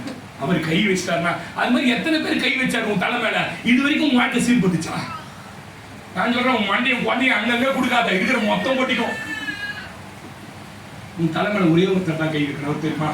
என் அருமை ரட்சகர். ஒரு ராத்திரில தரிசனத்துல வந்து சொல்லுங்க ஆமென் சொல்லுங்க. அல்லேலூயா. நான் அதான் சொல்றேன், தேறின விசுவாசியா இருந்தா கண்டுபிடிச்சிடுவாங்க. தேறின விசுவாசியா இருந்தா இது கள்ளத்திற்கு தரிசனம், இது கள்ளத்தனமா சொல்றாங்க, பணம் கொடுங்க சொல்றாங்க. அம்மா உடம்பு சரியில்லை, சிக்கு, ஜபம் பண்றதுக்கு ஒருத்தர் கூப்பிடுறாங்க தீர்க்கதரிசிய, 15,000 ரூபாய் என் அக்கௌண்ட்டுக்கு அனுப்புங்க, நான் புறப்பட்டு வரேன்ற பேரான தீர்க்கதரிசி டிவியில் தான் பேசுறாரு. இல்ல சிஸ்டர் பிரதர், கர்த்தருடைய வசனம் யாக்கோபுடைய ஆலயத்தில் இருக்கிறது. அது நமக்கு பாதையை காண்பிக்கும், அது நமக்கு வழியை கொடுக்கும், அது நம்மளை சீர்படுத்தும். ஒரு விசுவாசி வசனத்தை கேட்க கேட்க கேட்க சீர்பட்டுவாங்க. கணவன் சாட்சி சொல்லுவான், பிரதர் உங்க சர்ச்சைக்கு வந்து எங்க மனைவி மாறிடுச்சு பிரதர். மனைவி சாட்சி சொல்லும், ஐயா என் கணவர் ரொம்ப மாறிட்டாரியா, முந்தி மாதிரி இல்லையா. சீர்படுத்துவாங்க. 2வது என்ன நடத்துறா, ஸ்திரப்படுத்தி எஸ்டாப்ளிஷ் பண்ணணுமா. என்ன பாதுகாப்பா கிறிஸ்துவுக்குள்ள உன்னை வசனத்தின் மேல நிக்க வைக்கணும். அதான் எஸ்டாப்ளிஷ், ஒரு நல்ல இடத்துல நிக்க வைக்கணும். ஏன் நீ அங்கும் இங்கும் அலைந்து திரிகிறா? எலியாவின் நாட்கள்ல ஜனங்கள் பாகாலையும் வணங்கினார்கள், கர்த்தரை பாகாலையும் வணங்கினார்கள். அவங்களுக்கு என்னன்னா பாகாலை கும்பிடாம போயிட்டா மழை வராம போயிடுமோன்னு ஒரு பயம். கர்த்தரை தேடனா அவர் கொன்னுடுவாரோன்னு பயம். இப்படி ரெண்டு பட்ட நிலைகளில் ஜனங்கள் அலைந்து கொண்டிருக்கிறார்கள். உலகமும் வேணும், சபையும் வேணும், ஆண்டவரும் வேணும் என்று அலைந்து இருக்கிறாங்க. அவங்களை இல்ல உலகம் வேணாம், சபை மட்டும்தான், தேவன் மட்டும்தான் எஸ்டாப்ளிஷ் பண்ணணும். உங்க விசுவாசம் எது மேல வரணும் தெரியுமா? உலகமாகி உங்க வேலை மேல, பணத்தின் மேல, செல்வத்தின் மேல வரக்கூடாது. என்னை அழைத்தவர் இறுதி வரை என்னை போஷித்து காப்பாற்ற கை தட்டி சொல்லுங்க, என்ன நடத்துவார்? உன்னை எஸ்டாப்ளிஷ் பண்ணணும். நிறைய நேரம் எடுத்துக்க நான் விரும்பல. மூணாவது சொல்றாரு, பலப்படுத்தி, டு பி ஸ்ட்ராங். விசுவாசத்துல தேவன் வைத்தவை மேல வச்ச அன்புல எத்தனை இழப்புகள், அவமானம், எல்லா பிரச்சனைகளையும் அவங்கள நிலைநிற்க வைக்கணும். அதுதான் சபையினுடைய வேலை. ஜார்ஜ் முல்ல சொல்றாரு, விலையேற பெற்ற அபிஷேகத்தை, விலையேற பெற்ற ஊழியத்தை, விலையேற பெற்ற ஒன்றை உனக்கு கொடுப்பதற்காக உன்னிடத்தில் நீ விரும்பின அநேகத்தை எடுத்துருவான். உன்னை கர்த்தர் எஸ்டாப்ளிஷ் பண்ணி உன்னை நிலைநிறுத்தணும்னா நீ எதெல்லாம் லைக் பண்ணியோ, எதெல்லாம் வேணும் ஜெபிச்சியோ, எதெல்லாம் நிறைய பேர் வேலையை விட்டு தூக்கி இருக்கிறார், நின்று இருக்கிறார். ஏன் நீ வேலை போச்சுன்னு தெரியாது. நிறைய ஊழியக்காரன் மனைவியை தூக்கி இருக்கிறார், பெண்கள் பொண்ணை தூக்கி இருக்கிறார். இதெல்லாம் எப்படி பாஸ்டர் நடந்தது? நான் போன் பண்றேன், கேட்கிறேன். கவனிங்க, எஸ்டாப்ளிஷ் பண்ணணும், உன்னை நிலைநிறுத்தணும். அதுதான் தேவனுடைய வேலை. சொல்றார், விலையேற பெற்ற உன்னை கொடுப்பதற்காக தம் பிள்ளைகளிடத்திலிருந்து விலை மதிக்க முடியாத சிலவற்றை எடுக்கிறார். ஆபிரகாமுக்கு அப்புறம் ஜார்ஜ் முல்லர் தான் விசுவாச தகப்பன்னு சொல்றாங்க. ஐயா நான் என்ன சொல்ல தெரியுமா? அவரை எல்லா சூழ்நிலையும் வரும், பாடு இல்ல, பிரச்சனை இல்லை, இங்க வந்தா நல்லா ஆயிடுதுன்னு பிரசங்கம் பண்றான் பாதி பாஸ்டர். நான் சொல்றேன், இயேசுநாதருடைய பிரசங்கத்தை எடுத்து கேட்டீங்கன்னா ஒரு இடத்துல கூட நீ ஆசீர்வாதமா இருப்ப வாயை திறந்து சொல்லிருக்க மாட்டார். சொல்லுங்க அல்லேலூயா. எல்லா சூழ்நிலையும் ஒரு பெருங்காற்று அந்த வீட்டின் மேல மோதி அடிச்சுதான், பெருவெல்லாம் அந்த வீட்டின் மேல மோதி அடிச்சுதான். ஆனால் அந்த வீடு என்ன பண்ணலையா? நிற்கல. ஏன் தெரியுமா? வசனம் என்கிற அஸ்திபாரத்தின் மேல தன்னுடைய வீட்டை கண்மலை மேல போட்டு கர்த்தர் கட்டி வைத்திருந்தார். இல்லையா? சொல்லுங்க, உன்னை ஸ்ட்ராங் பண்ணணும். யோபு மாதிரி நீ ஸ்ட்ராங் ஆகணும். நாலாவது சொல்றாரு, நிலை நிறுத்தணும். Settle you. இயேசுவுக்கு முன்பாக பரலோகத்துல நீ போய் நிலை நிற்கிற வரைக்கும் உன்னை என்ன பண்ணுவாரு? சீர்படுத்துவார் சபையில, ஸ்திரப்படுத்துவார் சபையில, பலப்படுத்துவார் சபையில. ஆமென் சொல்லுங்க. ஆலயம் வசனத்தை கொண்டு இந்த வேலைகளை செய்யணும். வேற எதை கொண்டு செய்யக்கூடாது, வசனத்தை கொண்டு தான் இந்த வேலைகளை செய்யணும். நீங்கள் மனிதர்களை அல்ல, இயேசுவை நம்பி வாழ்ந்து விசுவாசிக்க வேண்டும். வரும் நாட்களில் கிறிஸ்துவனுக்கு ஒரு யுத்த களமாய் மாற போகுது. வசனம் தெரிந்தாதான் நிலை நிற்க முடியும். எது தெரிந்தாதான்? வசனம் தெரிஞ்சாதான் நிலை நிற்க முடியும். வசனத்தை பயன்படுத்தி வாழ, ஜெபிக்க கற்றுக்கொள்ளணும். இன்னைக்கு ஒரு ஜெப குறிப்பு கொடுத்தா 2 நிமிஷத்துல ஜெப குறிப்பு முடிச்சிடுறீங்க. ஏன் அப்படி ஜெப குறிப்பு முடிக்கிறீங்க தெரியுமா? உங்களுக்கு உள்ள என்ன இல்லைன்னு கேட்டீங்கன்னா வசனம் இல்ல. இந்த வசனம் இந்த பைபிள்ல எழுதி வைத்து வரைக்கிற ஒரு பிரயோஜனமும் கிடையாது. காயலாங்கல்ல கூட பைபிளை படிச்சு பார்த்தேன். பல்லாவரத்துல போனா அந்த சந்தையில காயலாங்கல்ல இந்த பைபிளை போட்டு வச்சிருந்தாங்க. ரொம்ப துக்கமாயிடுச்சு எனக்கு. இது வசனம் இங்க இருக்கிற வரைக்கும் ஒரு பிரயோஜனம். இது பேர் லோகோஸ். ஆனா இந்த வசனத்தை எங்க வைக்கணும்னா இங்க வச்சு இங்க பேசணும். சொல்லுங்க. இயேசு கிறிஸ்து சோதிக்கிறதையா பிசாசு கூட்டு போனான் வனாந்தரத்துக்கு. அவன் கோடிட்டு காட்டினதா என்ன தெரியுமா? எழுதியிருக்கிறதே, நீ மேல இருந்து குதி, காலு உடையாதுன்னு எழுதியிருக்கிறதே. இயேசு என்ன தெரியுமா சொல்றாரு? உன் தேவனாகிய கர்த்தரை பரீட்சை பாராதிருப்பாய் என்று சொல்லி இருக்கிறதே. நீங்க லூக்கா 4 போய் வீட்டுல வாசிங்க. சொல்லி இருக்கிறதே வார்த்தையை பயன்படுத்த அடுத்த செகண்ட் பிசாசு அவர்கிட்ட ஓடிட்டான். இது இங்க இருக்கிற வரைக்கும் பிரயோஜனம் இல்லை பிரதர். இது இங்க இருந்து புறப்பட்டு உன் வாய்ப்புள்ள வருமானால் நான் விசுவாசிக்கிறேன் உன்னை கர்த்தர். ஆமென். பிரச்சனை நேரத்துல என்ன ஜெபம் பண்ணுவீங்க? உங்களுக்கு பிரச்சனை ரொம்ப போராட்டம், உங்களுக்கு நீங்க இப்ப ஜெபிக்கணும். என்ன சொல்லி ஜெபம் பண்ணுவீங்க? பாரு ஆண்டவரே என் பிரச்சனையை. இதே எத்தனை வாட்டி சொல்லுவீங்க? பிரச்சனை நேரத்துல யாரெல்லாம் என்னென்ன வசனங்களை சொல்லி ஜெபித்தாங்க, பிரச்சனை நேரத்துல இருந்து எப்படி சால்வ் ஆனாங்க, இத ஒரு விசுவாசி கத்துக்கணும். ஏன்னா இதுமே வராது யுத்த களம். உங்களை சாதாரணமா நினைச்சிடாதீங்க. அடுத்த முறை வந்துட்டான்னு வச்சுக்கோங்களேன், சபைகள் எல்லாம் என்ன நடக்க போகுதுன்னு எங்களுக்கே தெரியாது. பயந்து போயிருக்கிற ஊழியக்காரன் ஒரு மீட்டிங் போனா விடுதலையோட எங்களால ஊழிய செய்ய முடியலன்னு சொல்றான். சின்ன பிரச்சனையில எதிர்ப்பு, சின்ன பிரச்சனை கூட எதிர்க்கா. ஏன் எங்க வண்டி ஓடுற, ஏன் அதை ஓடுற, ரொம்ப எதிர்ப்பாய்ச்சி பாஸ்டர் பேசுறாங்க. யுத்த காலத்துல நிக்கணும்னா இந்த வசனம் தெரியும். ஆமென் சொல்லுங்க. அதனாலதான் விவாதத்தில் எப்ப பார்த்து சொல்லுவாரு, நன்றாய் கேட்டு, கவனமா கேட்டு, உற்று கேட்டு. வசனத்துல அவ்வளவு வல்லமைகள் இருக்கு. ஆமென் சொல்லுங்க. அப்ப இந்த வசனங்களை கேட்க கேட்க என்ன பாஸ்டர் ஆகும்? திரும்ப உபாகம் 28க்கு வந்துருங்களேன். உபாகம் 28:8 வாசிங்க. என்ன நடக்கும்? இந்த வசனம் உன்னை என்ன செய்ய போகுது? வாசிங்க. கர்த்தர் களஞ்சியங்களிலும் நீ கையிடும் எல்லா வேளையிலும் உனக்கு ஆசீர்வாதம் கட்டளையிடுவார். நீ கர்த்தர் உன் களஞ்சியங்களிலும் நீ கையிடும் எல்லா வேலைகளிலும் உனக்கு ஆசீர்வாதம் கட்டளையிடுவார். எத்தனை பேர் நம்புறீங்க? ஆமென் சொல்லுங்க. இந்த வசனம் சொல்லுது, நீ கையிடும் வேலைகளிலும் உன் களஞ்சியங்களிலும் கர்த்தர் என்ன பண்ண போறார் உங்களுக்கு? ஆமென். அப்ப இந்த வசனத்தை 100க்கு 100 நம்பணும். என் களங்கள் நிரம்பி இருக்கும், நான் கையிட்டு செய்கிற என் வேலை இருக்குது, இந்த வேலையை கர்த்தர் ஆசீர்வதிப்பார். ஆமென். இன்னைக்கு நிறைய பேருக்கு என்ன வேலை செய்யலாம்னு தெரியல. என்ன தெரியல? நான் என்ன வேலை செய்யலாம், இந்த வேலை கர்த்தருக்கு பிரியம் தானா, நான் செஞ்சிட்டு இருக்கிறது கர்த்தருக்கு பிரியம் தானா, இப்படி எல்லாம் இது நிறைய பேருக்கு தெரியாமலே வேலை செஞ்சுட்டு இருக்கோம். நான் இப்படி சொல்றேன் பிரதர், நீ கர்த்தருடைய வசனத்தை கவனமா கேட்டினா நீ செய்யறதுக்கான வேலையை அவரே கொடுப்பார். எத்தனை பேர் நம்புறீங்க? உனக்கு செய்யறதான வேலையை அவரே வழி காட்டுவார். இதெல்லாம் நீங்க முழு மனதோட விசுவாசிக்கணும். அப்ப வேலை என்ன செய்யறதுன்னு தெரியல. நிறைய பேர் என்ன பண்ணாங்க, நிறைய பேர் சக்சஸ் பண்ண தொழில, சக்சஸ் பண்ண படிப்பை, சக்சஸ் பண்ணதை எடுத்து நான் இதை செய்யலாமா? பாத்தீங்களா, ஊர்ல எவ்வளவு ஒருத்தர் சேராட்ட வாங்குவோம் பாத்தீங்களா? ஒரே வருஷத்துக்குள்ள 25 பேர் சேராட்ட வாங்கிடுவோம். ஒருத்தர் ஓடா முக்காடு போட்டு வந்துருப்போம். நம்ம வாழ்க்கை டெக்னிக் என்னன்னு கேட்டீங்கன்னா, ஒருத்தர் ஒரு விஷயத்தை சக்சஸ் ஆயிட்டாங்கன்னா நம்மள இல்ல பிரதர், உனக்கு வேற ஒரு வேலை, வேற ஒரு தொழிலை வச்சிருக்கிறாரு. இங்க சொல்றாரு, நீ கையிட்டு செய்கிற வேலையில உன்னை நான் ஆசீர்வதிக்கிறேன்னா நான் காண்பிக்கிற வேலையை செய். சொல்ல மாட்டீங்க? ஆமென் சொல்லுங்க. ஹல்லேலூயா. அப்போ இன்னைக்கு அதை தேர்ந்தெடுக்கலாமா? பயங்கர கன்ஃபியூஷன் இருக்காங்க. இதை செஞ்சா வெற்றி பெறுவேனா, தோத்துருவானோ, இப்படி யோசிச்சு பல பேர் வேலையை நேரத்தோட விஷயம்லாம் இருக்கிறாங்க. வயசு என்னடான்னு கேட்டா 40 வயசு, என்ன செய்யற? ஒண்ணு செய்யல, என்ன செய்யலாம் யோசிச்சுட்டு இருக்கிற பாஸ்டர். 40 வயசு ஆயிடுச்சுப்பா, அவனுக்கு தெரியாது. இங்க ஆண்டவர் வசனம் ரொம்ப சொல்றீங்க. வசனத்தை கவனமா கேட்டினா நீ கையிட்டு செய்கிற உன் வேலை எல்லாம். இன்னொரு விதத்துல இப்படி சொன்னா, நீ எதை செஞ்சாலும் என் வசனத்தை கேட்கறதுனால நான் வாய்க்க பண்ணுவேன். சொல்லுங்க, ஆமென் சொல்லுங்க. ஆதியாகமம் 39 2 3 5 வாசி பாருங்களேன். அதுல ரொம்ப அழகா சொல்றாரு, யோசேப்போட கர்த்தர் இருந்தார், அவன் செய்வதை எல்லாம் வாய்க்க பண்ணினார் என்று போர்த்திபார் கண்டு அவன் இடத்துல உதவித்து விசாரிக்கல, அந்த வீடு முழுவதையும் அவன் கையில கொடுத்துட்டான். பிரதர், நான் சொல்றேன், வசனம் உன்னோட இருந்தா, கர்த்தர் உன்னோட இருக்கிறார் அர்த்தம். உன்னோட இருந்தா நீ எதை செஞ்சாலும் வாய்க்க பண்ணுவா. நஷ்டம் கிஷ்டம் கஷ்டம்லாம் வரவே வராது. நீங்க நிறைய பேர் என்ன நினைக்கிறான்னு கேட்டீங்கன்னா, எதை வேணாலும் செய்யலாம். இல்ல பிரதர், இதை தான் செய்யணும், அதை தான் செய்யணும். நான் தம்பி நீ சொல்லுவேன், நீங்க செய்யற தொழில் நல்ல செய்யலாம், ஆனா இந்த தொழில் மூலமா விக்கிரக மகிமைப்பட்டு கூடாது. உனக்கு கர்த்தர் கொடுத்தது அபிஷேகம் விக்கிரகத்தை மகிமைப்படுத்த அல்ல. கர்த்தர் உனக்கு கொடுத்தது ஆற்றல் விக்கிரகத்தை மகிமைப்படுத்த அல்ல. கோயிலுக்கு சவாரி வந்தா போலாமா பாஸ்டர்? ஒரு பையன் கேட்டரிங் நடத்தலாம். அவன் சொன்னா, கோயிலுக்கு சாப்பாடு கேட்கறாங்கய்யா, கொடுத்துட்டு போயான்னா, கொடுத்தா அவன் கேட்டரிங்க மூட்டுருவானே. நான் தைரியமா பேசுவேன், இதெல்லாம் பாஸ்டர் அது தொழில் தானே பாஸ்டர். இல்ல பிரதர், கர்த்தர் உன்னோட இருக்கணும்னா நீ செய்யற தொழிலை வாய்க்க பண்ணணும். ஆமென் சொல்லுங்க. வசனத்தின்படி இருக்கணும், உன் வியாபாரம் வாழ்க்கை இருக்கணும், கர்த்தர் கூட இருக்கணும். தொழில் வியாபாரம் வேலை உண்மையா இருக்கணும், அது கர்த்தர் பிரியமா இருக்கணும். இதெல்லாம் இருக்குது தொழில. இல்லன்னா நீங்க என்ன பண்ண முடியாதுன்னு கேட்டீங்கன்னா, வாழ்க்கையில விருத்தி வர முடியாது. தங்க ரதம் வாங்கிட்டுமான்னு கேட்டான் ஒருத்தன். என்ன ரதம்? என்னமா தங்க ரதம்? என்னது? டெட் பாடியை ஏத்தி போறது. நான் ஒரு ரகசியம் சொல்லித்தரேன். நீங்க செய்யற வேலையில பணம் வர்றதை பத்தி ஒரு ரகசியம் சொல்லித்தரேன். யாரெல்லாம் பணத்தை சந்தோஷமா கொடுத்து ஒரு பொருளை வாங்குறாங்களோ, சந்தோஷமா, அதெல்லாம் உங்களுக்கு ஆசீர்வாதமா மாறும். யாரெல்லாம் அழுதுன்னு துக்கத்தோட உன்னை கொடுத்து வாங்குறாங்களோ, அதெல்லாம் உங்களுக்கு ஆசீர்வாதமா மாறாது. புரிஞ்சுக்கங்க சொல்றேன். சொல்லுங்க ஆமென். அதனாலதான் மார்வாடி வீட்டுல பார்த்தா பணம் நிறைய இருக்கிற மாதிரி இருக்குது, ஆனா உடம்பு மூரா வியாதி ஆகுது. ட்ரஸ்ட்களையும் அனாதாசிரமத்தையும் பணத்தை கொட்டுறவன் யாருன்னு நினைக்கிறீங்க? ஏன்? அவனுக்குள்ள குற்ற மனசாட்சி. ஜனங்களை ஏமாத்தி நான் வண்டிக்கு வாங்குறேன், இந்த பணம் எனக்கு ஆசீர்வாதமா இருக்கு, அதனால ஏழைகளுக்கு கொடுத்துறேன் அப்படின்னு அவனுக்குள்ள ஒரு இது.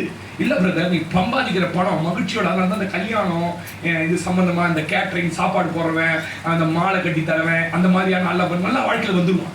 இந்த சாவுக்கு போன அடிக்கிறவன், மோன அடிக்கிறவன், அது அடிக்கிறவன், இது அடிக்கிறவன், குடும்பம் என்ன இப்படி சொல்றாருப்பா. நான் இருக்கிறத பேசிடுவேன். ஏன்? எங்க அப்பா செஞ்சுட்டாரு, இந்த 8000 ரூபாய் சந்தோஷம் வச்சு சொல்லுவானா? சொல்லி எண்ணி கொஞ்சம் பறிச்சிங்க, எவ்வளவு அதிகமா அழுதுனே கொடுப்பா. நீ அழுதுனே வர துட்டு வாங்கி வீட்டுல பண்ணாட்டி எனக்கு கொடுப்பேன். சொல்லுங்க ஆமென். புரியாது, நான் பேசினா இதுக்கு எனக்கு குற்றம் நிறைய பேர் சொல்றாங்க. ஆமென். சங்கீதம் 1 சங்கீதம் 1-4 வாசிங்கன்னா, துன்மார்க்கனுடைய வழியில நடக்க மாட்டேன். அப்படின்னா என்னது? துன்மார்க்க செய்யற வேலையை செய்ய மாட்டேன், பாவிகள் செய்யற வேலையை செய்ய மாட்டேன். நான் கர்த்தருடைய வசனம் என்ன சொல்லுதோ அந்த வசனத்தின்படி நான் செய்து, அந்த வசனத்தின்படி வாழ்வதனால நான் செய்கிற எல்லாவற்றையும் கர்த்தர் வாய்க்க பண்ணுகிறார். நான் எப்படி இருக்கேன் தெரியுமா? இலையுதிரா மரத்தை போல இருக்கிறேன். யாருக்கே இந்த வசனம்? நான் சொல்றேன், கர்த்தர் கையிட்டு செய்கிற வேலையெல்லாம் ஆசீர்வதிக்கும்படியாக சொல்றான். நான் துன்மார்க்கன் செய்வேன், உன்னையும் நான் என்ன பண்ணுவதில்லை, டூப்ளிகேட் நான் விக்கிறது இல்ல, ஏமாத்த மாட்டேன், கள்ளத்தராசு, செய்யாத வேலைக்கு கூலி வாங்க மாட்டேன். ஆமே. அப்ப நான் கவனிங்க, நீங்க கர்த்தருடைய வசனத்தின்படி மாத்திரம் செஞ்சீங்க, வேலை செஞ்சீங்கன்னா எப்பேற்பட்ட பஞ்ச காலத்தையும் கர்த்தர் உங்களை போஷிப்பார். கர்த்தர் சொன்னதை செஞ்சு பாருங்க. எல்லாருக்கும் பஞ்சம், தேசத்துல பஞ்சம். ஈசாக்க பார்த்து சொல்றாரு, என்ன தெரியுமா சொல்றாரு? தேசத்துல பஞ்சம், தண்ணி இல்ல நினைக்காத, நீ விதை விதடா. விதை விதைச்சா, நான் எப்படி சொல்றேன், தண்ணி இருக்கிற கழனிலே எவ்வளவு கஷ்டப்பட்டு வேலை செய்யணும் தெரியுமா? தண்ணி இல்லாத கழனில எவ்வளவு. இன்னைக்கு நிறைய பேர் மந்திரத்திலேயே மாங்காய் காய்க்கணும்னு நினைக்கிறாங்க. நம்ம ஆளுங்க கோடியில தான் பேசுறாங்க போன்ல. 1 crore ஆகும் ப்ரோ, 2 crore ஆகும் ப்ரோ, ப்ரோ 1 crore பாத்துக்கிறியா ப்ரோ? குட்டி அணையிலே அழுக முடியாது ப்ரோ. அத கற்பனை ரொம்ப பெருசு. ஈசாக்கு கவனிங்க, ஈசாக்கு நீ உட்கார்ந்துன்னே இருப்பா, காலையில ஆனா சாயங்காலம் ஆனா நான் காக்கா வெட்டாந்து சோறு போட சொல்றேன்ப்பா, போட்ட உடனே நீயும் பொண்டாட்டி சாப்பிட்டு சோத்தீரோ ஏசுநாத பாட்டு பாடின்னு என்ன துதிங்க பாட்டு சொல்லியிருக்கலாம்ல. பஞ்சம், தண்ணி இல்ல, வித விதன்றாரு. இருந்தாலும் போய் இவங்க அப்பாவுடைய நாட்கள்ல தூத்து போட்டாங்க பாருங்க கிணறுங்கள, அந்த கிணறு நோன்றான். கிணறு நோன்றதுனா இந்த மாதிரி ரிக் எடுத்து வந்து போட்டு நோன்றது இல்ல. இப்ப நான் என்ன விசுவாசிக்கிறேன், 100க்கு 100 அந்த மனுஷன் அறுவடையை பார்க்கிற வரைக்கும் அந்த இரவு பகலாய் கடினமா உழைச்சதோட விளைவு என்ன தெரியுமா? கர்த்தர் அவனை ஆசீர்வதித்து அந்த வருஷத்துல 100 மடங்கு பலன் கொடுத்தார். அவன் வர வர விருத்தி அடைந்து ஐஸ்வர்யவானாய் மாறினார். சொல்லுங்க ஆமென் சொல்லுங்க. பஞ்சத்துல மத்தவங்க என்ன தொழில் செய்றாங்கன்றது அவன் பார்க்கலங்க, கர்த்தர் என்ன சொன்னாரோ அதை செஞ்சாங்க. நம்மளா இருந்தா எங்க ஆகாரம் வந்து புறப்பட்டிருப்போம். இல்ல, நீயே ஆகாரத்தை உருவாக்கு. நான் சொல்றேன், ரொம்ப நாளைக்கு ரிட்டையர்ட் ஆகிற வரைக்கும் ஒருத்தருக்கு வேலை செய்யாத, நீ 10 பேருக்கு வேலை கொடுக்குற கர்த்தர் கரத்தை தேவன் சொன்னதை செஞ்சா பாருங்க. இவருக்கும் விவசாயத்துக்கு சம்பந்தமே இல்ல. இவருக்கு என்ன தொழில்? இவரு சொல்லுங்க, என்ன தொழில்? ஆட்டோ ஓட்டுறதுல மேய்ப்பன். மேய்ப்பனுக்கு ஆடு மேய்க்கிறதுக்கு சம்பந்தமே இல்லை. ஆனா கர்த்தர் சொன்னாரு, செஞ்சார் பாருங்க, ஆசீர்வதிக்கப்பட்டார். அதுதான் ஜெபம் பண்ணணும். ஒரு விஷயத்தை செய்யும் போது இந்த வேலையை செய்யலாமா, இந்த கடையை திறக்கலாமா, அதை பண்ணலாமா, இதை பண்ணலாமா, ஜெபம் பண்ணா ஆண்டவர் உங்களோட பேச சம்பந்தமே இல்லை. ஆனா புது தொழில் துவங்கினாங்கன்னா, இன்னைக்கு யார்கிட்டயோ பேசுறாரு ஆண்டவர், சொல்றேன் நீ ஏதோ ஒண்ணு செய்யறதுக்காக வாழ்ந்துட்டு இருக்கிற, இன்னைக்கு கர்த்தர் சொல்றாரு நீ செய்து பாரு, நான் என் வசனம் உன்னோட இருக்குமானால் நீ செய்கிறதை வாய்க்க பண்ணி எல்லாருக்கும் பஞ்சமா இருக்கும். ஆமென் சொல்லுங்க. ஹல்லேலூயா. அப்போ கர்த்தர் ஆசீர்வதிக்க சொல்லிட்டா அவர் சும்மா இல்லைங்க, தரவுகளை தோணாருங்க. ஒரு தொழிலை கத்துக்கணும், அதுல பெரிய லவ் இருக்கணும். உங்களுக்கு என்ன இருக்கணும்? பெரிய லவ் இருக்கணும். அப்படி அதை ரொம்ப நேசிக்கணும். சிலலாம் ஆரம்பிப்பான், அதனாலதான் ஒரு காரியத்தின் துவக்கத்தை பார்க்கிற முடிவே ஆரம்பிக்கும் போது அட்டகாசமா காலைல 5 மணிக்கு எழுந்திருப்பான். 3 மாசம் கழிச்சு பார்த்தா 9 மணிக்கு அம்மா தண்ணி ஊத்தும் மேல, போய் தொரடா போய் தொரடா, மூடி கிடைக்குமா, அப்பா அமைச்சு தரமா. அதுல 5 லட்சம் போட்டு இன்வெஸ்ட்மெண்ட். ஏன் சிரிக்கிற? ஏதோ வீட்டுல நடந்துருக்கு. ஆமென் சொல்லுங்க. அதல்ல சார், உனக்கு அது மேல ஒரு விருப்பம் இருக்கணும்.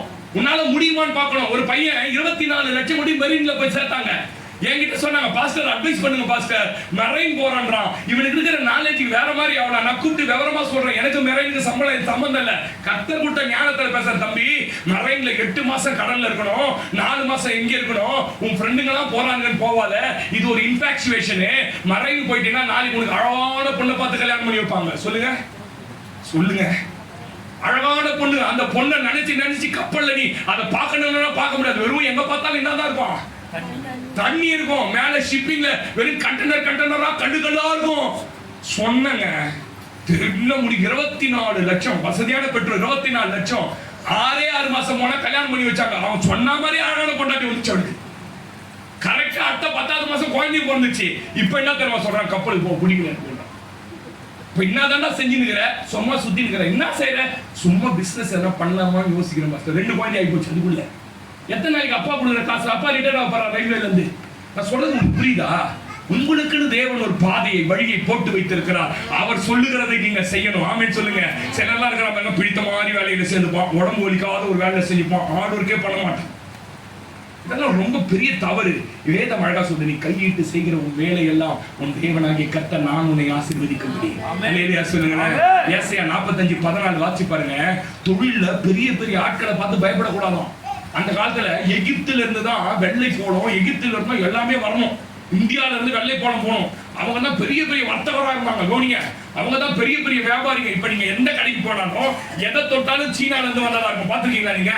சீனா தான் நம்பர் 1 மேனுஃபேக்சரர். அந்த மாதிரி எகிப்தும் எத்தியோப்பியாவும் ஒரு காலத்துல இருந்தது. இந்த இஸ்ரவேலர்கள் வேலை செய்வதற்கு பயந்தாங்க.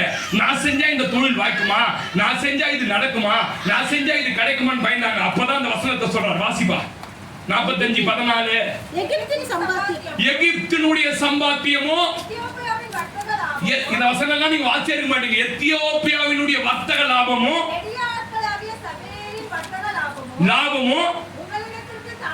உங்களிடத்திற்கு தாண்டி வந்து என்ன சிஸ்டர் ஆகுமா?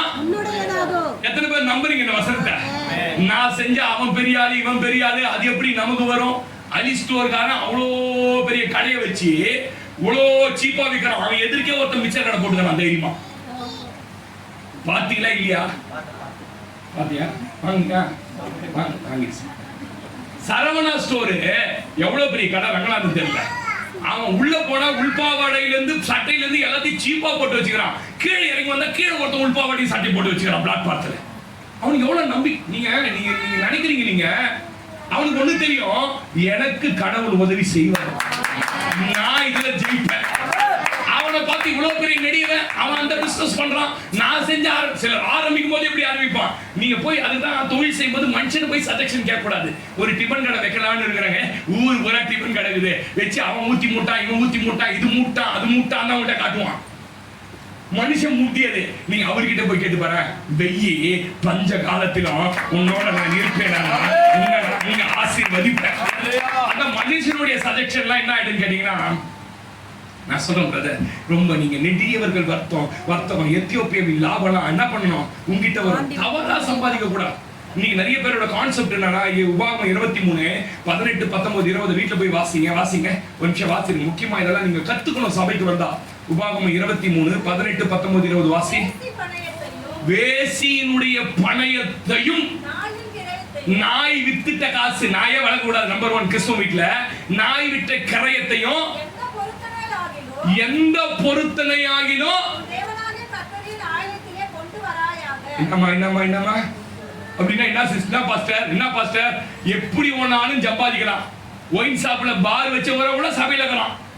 ஒயின் ஷாப்ல ஊத்தி கொடுக்குறான் பாரு, டிப்ஸ் வாங்குறான், அவன் கூட சபையில இருக்கிறான். இந்த பணத்தெல்லாம் கொண்டு வந்து கர்த்தருடைய ஆலயத்துல கொடுக்க கூடாது. அதுக்காக பொருத்தனை பண்ணிப்பாங்க. எனக்கு இவ்வளவு லாபம் கொடுத்தீங்கன்னா ஆண்டவரே, நான் இவ்வளவு கொடுத்துறேன் ஆண்டவரே கர்த்தருக்கு. ஏன்னா ஒரு பாஸ்டர் கேட்டார், பாஸ்டர் திருட்டு காசை பாஸ்டர் வாங்கலாமா? திருடி எடுத்துன்னு வரான் பாஸ்டர், காசை வாங்கலாமா? நான் என்ன பதில் சொல்லிருப்பேன்னு நினைச்சீங்க? நான் என்ன பதில் சொல்லியிருப்பேன்? அன்பமா வாங்க கூடாது சொல்லி நான் சொன்னேன், அது திருட்டு காசுன்னு தெரியாத வரைக்கும் வாங்கிக்கணும். நீ திருடி எடுத்துன்னு வந்து எனக்கு எப்படி பார்த்தேன்? நான் ஜோசியக்காரனா? நானே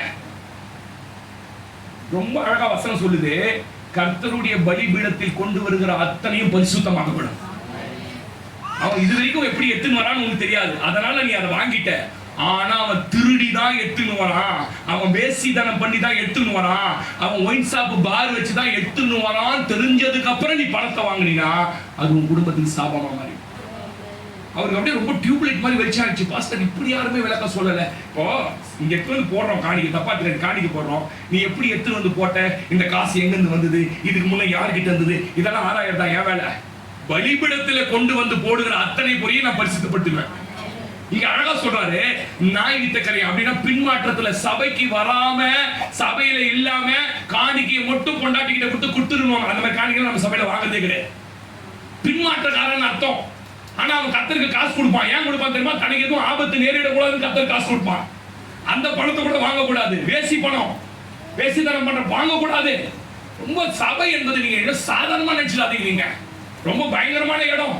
தெரியாத வாங்கி வாங்கி சாரி தெரிஞ்சு வாங்கி வாங்கி பாஸ்டர் குடும்பம் நாசமான குடும்பம் எனக்கு தெரியும், சாபத்தில் இருக்க குடும்பம் எனக்கு தெரியும். சொல்லுங்க ஆமே. படிங்க சிஸ்டர், தொடர்ந்து படிங்க. அவைகள் இரண்டும் கர்த்தருக்கு அருவருப்பு. கடனாக கொடுக்கிற பணத்திற்கும் ஆகாரத்துக்கும்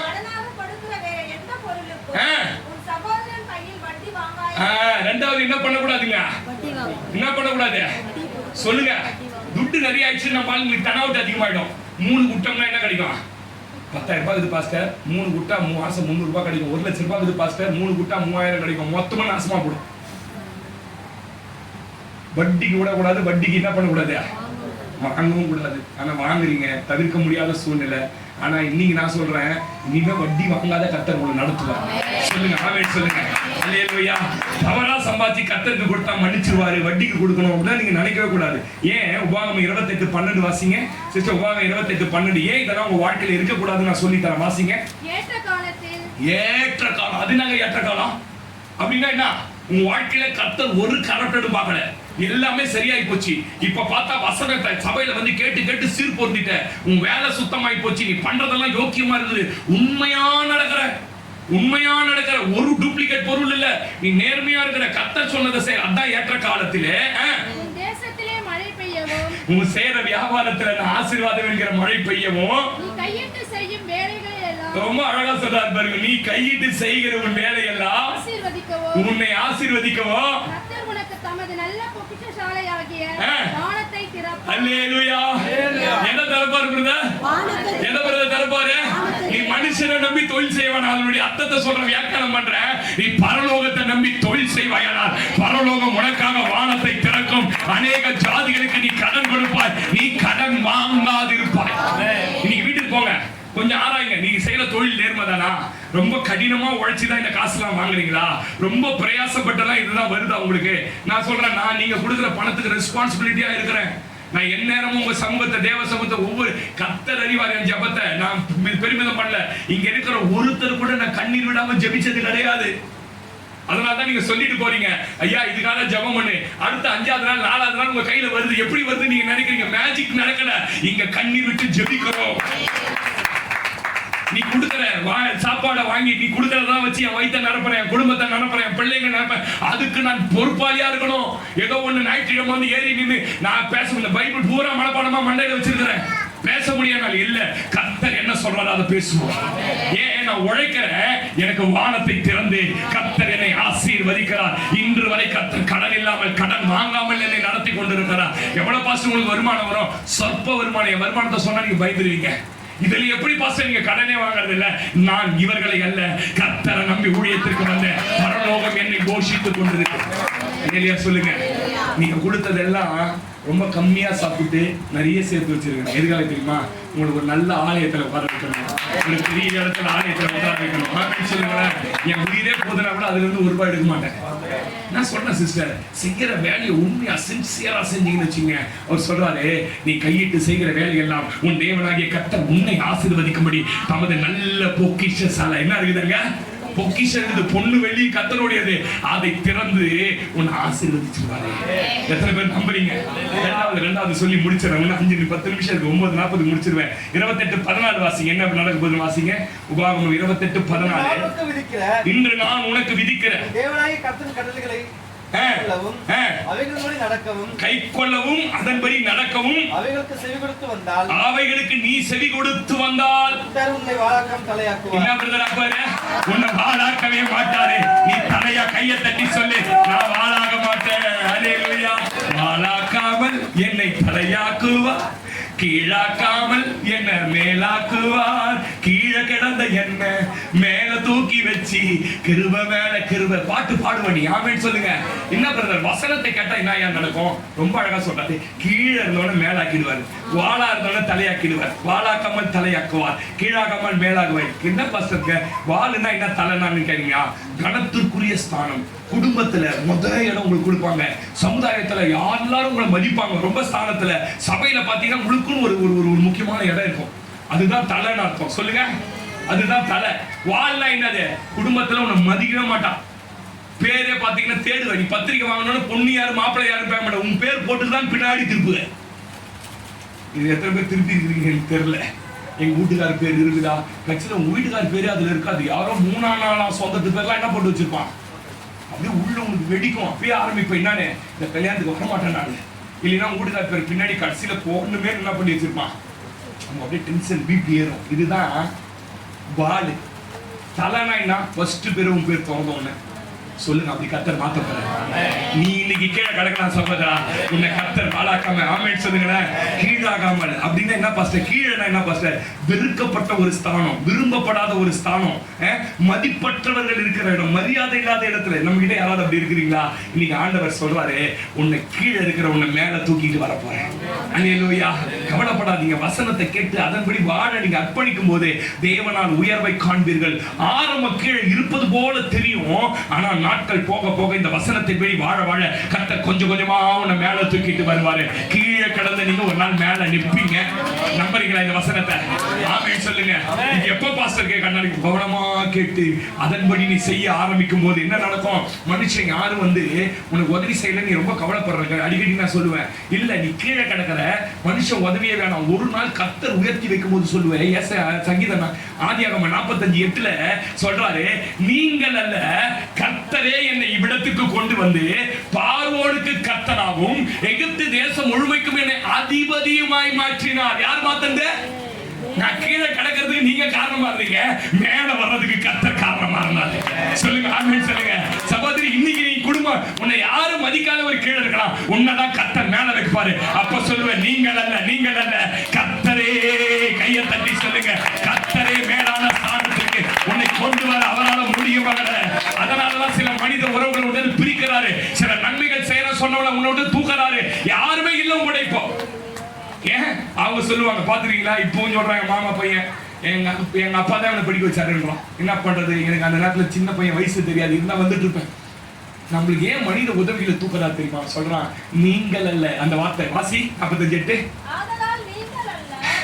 இப்படி சொல்லுவீங்க, நீங்க இப்படி சொல்லுவீங்க. நீங்க போடல பத்திரிகையில முதல்ல போட வச்ச ஒரு கர்த்தர். நான் அந்த ஸ்தானத்துல இருக்கிறேன். ஆமென் சொல்லுங்க. அல்லேலூயா.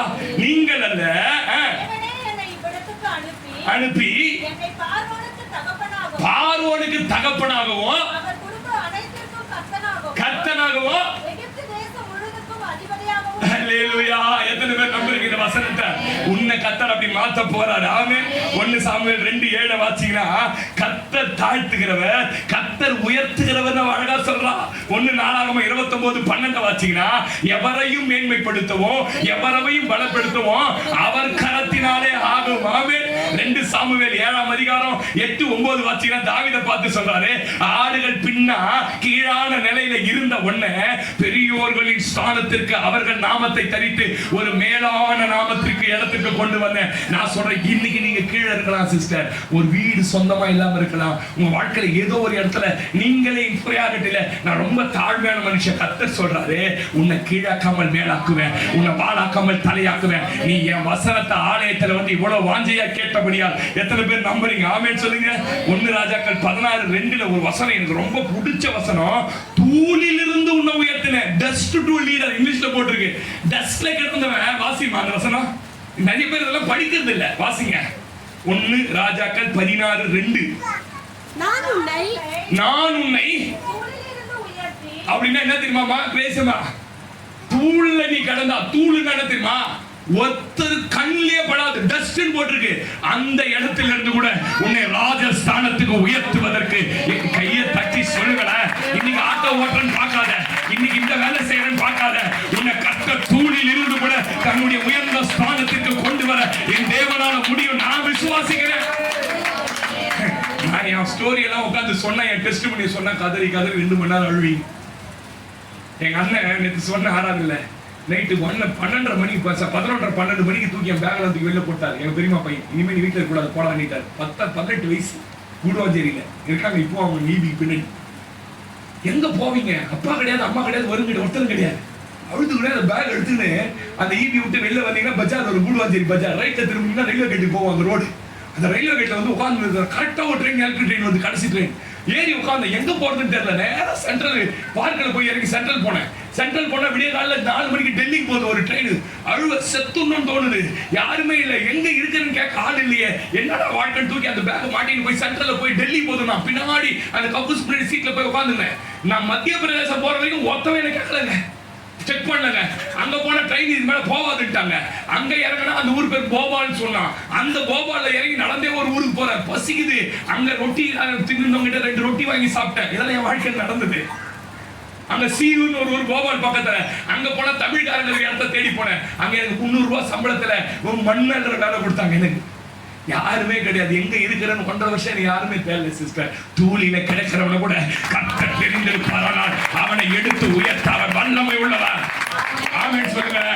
இங்க சொல்ற தூளில் இருந்த உன்னை எடுத்து ராஜாவாய் மாற்றினேன். அல்லேலூயா. எஸ்தர் 2:6 வாசி பாருங்க. முதல்ல அவன் போன ஸ்தானம் மொர்தெகாய் அடிமை. 21ஆம் வசனம் வாசல்ல உட்கார்ந்து இருந்தாங்க. இங்கிலீஷ்ல போட்டிருக்கு வாட்ச்மேனு. ஆமென். ஆனா ரொம்ப நேர்மையானவன், கர்த்தருடைய நியாயப்பிரமாணத்து வேண்டி நடக்கிறவன், வாழ்கிறவன், கஷ்டப்படுறான் பாருங்க. அதான் நான் சொல்லுவேன், ஆவிக்குரிய நிலையில இருக்கிறவங்க ஆரம்பம் கஷ்டமா இருக்கும். ரொம்ப ரொம்ப ரொம்ப பரிசுத்தமா நீ வாழ்ந்து ரொம்ப கஷ்டம் மாதிரி இருக்கும். ஊழியம் செய்யலாம் அப்படின்னு நினைச்சினா இன்னும் போராட்டம் குடும்பத்துல ஆரம்பிக்கும். இதெல்லாம் ஆரம்பம். இதை பார்த்து பயந்துடக்கூடாது. அவன் கஷ்டப்படுறான் பாருங்க. கீழான நிலையில் இருக்கிறார். அடிமன் போட்டிருக்கு. 21ஆம் வசனம் வாசிங்க. 2:21. வாசலில் உட்கார்ந்து இருந்தான். எங்க உட்கார்ந்து இருந்தா? வாசல்ல உட்கார்ந்து இருக்கான். அதை கூட காலி பண்றதுக்கு ஒரு ஆமான் வரான்.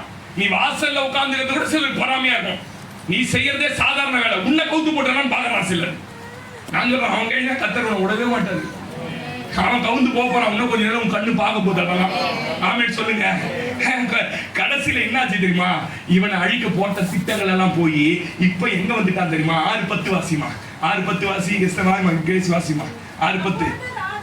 அப்பொழுது ராஜா ஆமானை நோக்கி நீ தீவிரமாய் சொன்னபடி வஸ்திரத்தையும் கொண்டு போய் ராஜா அரண்மனையில கீழே உட்கார்ந்து இருக்கிறவனே மொர்தெகாய்க்கு அந்த பிரகாரம் செய். ஆமென்.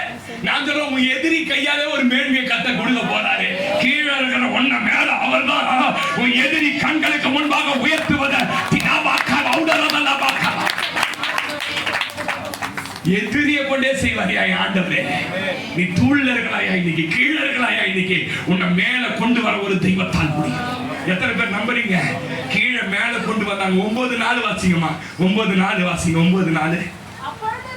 அப்பொழுது ராஜா 9:4மா. 9:4. மொர்தெகாய் ராஜாவின் அரண்மனையில் பிரதர் எங்க பிரதர் இருந்தார்? இவர் முதல்ல வாசல்ல வாட்ச்மேன். இப்ப என்ன ஆயிட்டார்? அரண்மனையில பெரியவரா மாறிட்டார். நீங்க 10ஆம் அதிகாரம் 2-3 வாசிங்க பிரதர். 10ஆம் அதிகாரம் 2-3 வாசிங்க. வல்லமையும் பராக்கிரமும் உள்ள அவனுடைய எல்லா செய்கைகளும் ராஜா அவனை பெரியவனாக்கின மொர்தெகாயினுடைய மேன்மையும் விருத்தாந்தமும் மேதிய பெர்சிய ராஜாக்கள் நடபடி புத்தகத்தில் அல்லவா எழுதிக்கிறது. என்ன எழுதிட்டாங்க? வாட்ச்மேன் இப்ப எங்க வந்துட்டாரு? இவர் கவனிங்க. வாட்ச்மேன் இப்ப அவனோட மேன்மை, அவனுடைய அதிகாரம் எல்லாம் ஹிஸ்டரியில எழுதிட்டாரு. நான் சொல்றேன், உன்னை பத்தி கர்த்தர் கையை தட்டி சொல்லுங்க. காமராஜர் ஐயா ஹிஸ்டரியில இருக்கிறாரியா? தேவனுடைய பிள்ளை. ஆமென் சொல்லுங்க. உன்னை பத்தி ஆண்டவர் ஹிஸ்டரி. ஆமென். ஒருவேளை இந்த பூமியில உன்னை பத்தி எழுதாம இருக்கலாம், மேல ஒரு புஸ்தகம் இருக்கிறது. அது ஞாபக புஸ்தகம். நான் அடிக்கடி சொல்லுவேன், அந்த ஞாபக புஸ்தகத்தை முதல் பேஜை திறக்கும் போது வந்து கடைசி பேஜில் உன்னை பத்தி வாசிப்பாங்கல்ல. 80 வருஷத்துக்கு 80 பேஜ் எழுதுவாங்களாம். கவனிங்க, இதெல்லாம் பெரிய ஆழம் நான் சொல்றது. 80 வருஷத்துக்கு 80 பேஜ் எழுதுவாங்களாம். ஒரு வருஷத்துக்கு ஒரு பேஜ் நீ செஞ்சது எழுதி வச்சிருப்பாங்க. அவ்வளவு பெரிய லெக்சர் அங்க இருக்கும். 80 வருஷம் எழுதிருப்பாங்களா. அதுல நான் உன்னை பத்தி திறக்கும் போது நீ கர்த்தரோட அதிகமா இருந்த நாட்கள் வாசிக்கும் போது மேல இருந்து ஒருத்தர் பார்ப்பாரு, என் பிள்ளை இத்தனை கஷ்டத்துல இத்தனை போராட்டத்துல என்னோட கூட இந்த 80 வருஷம் நான் விசுவாசிக்கிறேன். நீ உன்னை பத்தி அப்படி சாட்சி வரணும். நீ 50 வருஷத்துல உலகத்தோட 50 வருஷம் இருந்துட்டு 30 வருஷம் இல்ல 80 வருஷமும் தேவன் கொண்டிருந்த. அல்லேலூயா, அல்லேலூயா. அங்க எழுதி வைப்பாரியா நடவடி புஸ்தகத்துல என் தாசனுக்கு இருந்த மகிமை எல்லாம் எழுதி வைப்பாரு. அவனை பெரியவனாக்கிடும். 3ஆம் வசனம் வாசிங்க பிரதர். யூதனாகிய மொர்தெகாய் ராஜாவாகிய அகாஸ்வேருக்கு என்ன பிரதர்? எங்க பிரதர் இருந்தார் கொஞ்ச நாளைக்கு முன்னாடி? எங்க பிரதர் வந்துட்டாரு. ஹிஸ்டரியில இடம் பிடிச்சிட்டான். 2வது எங்க தெரியுமா வந்துட்டான்? அடுத்த ஸ்தானம், ராஜாவுக்கு அடுத்து. நான் சொல்றேன், இந்த தேவன் இன்றைக்கும் ஜீவிக்கிறார். இந்த தேவன் ஜீவிக்கிறார். ஆலயம் என்ன தெரியுமா பண்ணுது? நீ நல்ல வேலையை செய்யறதுக்கும் அந்த வேலையில உன் தேவனாகிய கர்த்தர் உன்னை ஆசீர்வதிக்கவும் வசனங்களை கொண்டு போதிக்கிறது. ஆலயம் என்ன தெரியுமா செய்து? உன்னை கீழாக்காமல் மேலாக்கி, உன்னை வாளாக்க தாழ்த்தாமல் தலையாக்கி நீ அநேக ஜாதிகளுக்கு கடன் கொடுக்கிறவனாய் தூணில் இருந்த உன்னை உயர்த்தி ஓ ராஜாக்களோட உச்சாரம் பண்ணுகிற ஆலயம் இது. எத்தனை பேர் நம்புறீங்க? எத்தனை பேர் விசுவாசிக்கிறீங்க இந்த வசனத்தை? கண்ண முடியலாமா? இன்னைக்கு ஆண்டவர் என்னோட தான் பாஸ்டர் பேசினாரு, எனக்காக தான் பாஸ்டர் பேசினாரு. எல்லா சூழ்நிலையிலும் நான் கர்த்தரோடையே இருந்தேன். கர்த்தர் என்ன நடத்தினார் பாஸ்டர், கர்த்தர் என்ன போஷித்தார் பாஸ்டர். இந்த வசனத்தை நம்பினேன், இந்த கர்த்தருடைய ஆலயத்தை நம்பினேன், நான் வார்த்தையை நம்பினேன். இனி கர்த்தர் என்ன பலப்படுத்தினாரு. ஹல்லேலூயா. கர்த்தர் நல்லவர். அபிஷேகதனமா. சகோதரா, நீ எப்ப வசனத்தை நம்ப ஆரம்பிச்சியோ, எப்ப ரொம்ப நெருங்க ஆரம்பிச்சியோ, போராடிட்டு இருக்கு எனக்கு தெரியும். நான் சொல்றேன் சிலரை பார்த்து நீ ரொம்ப கீழே இருக்கிற, மற்றவங்க பார்வையில அற்பமா இருக்கிற, எல்லாம் இடிக்கப்பட்ட நிலையில் இருக்கிற, இல்ல உன்னை மேல எடுத்துங்க, உன்னை மேல எடுத்துட்டு வருவார், உன்னை மேல தூக்க போற. நீ செய்ய போற சில வேலை, நீ ஆரம்பிக்க போற சிலதை, உனக்காக தன்னுடைய புலப்பணி அவங்க வானத்தை, தன் பொக்கிஷசாலைய வானத்தை திறக்க போறாரு. எப்படியும் இந்த தொழில முன்னேற தெரியாது. கர்த்தர் உன்னை கொண்டு செய்ய வேண்டியது உன்னை கொண்டு செய்து முடிப்பார். ஆண்டவரே, இந்த வார்த்தைகள் ஒன்று கூட விருதாவாய் போகாது. நீங்க சொன்ன அத்தனை இந்த பிள்ளைகளை செய்யும். இந்த பிள்ளைகளை ஆசீர்வதிக்கிறேன் இயேசு கிறிஸ்துவின் நாமத்தில் பிதாவே.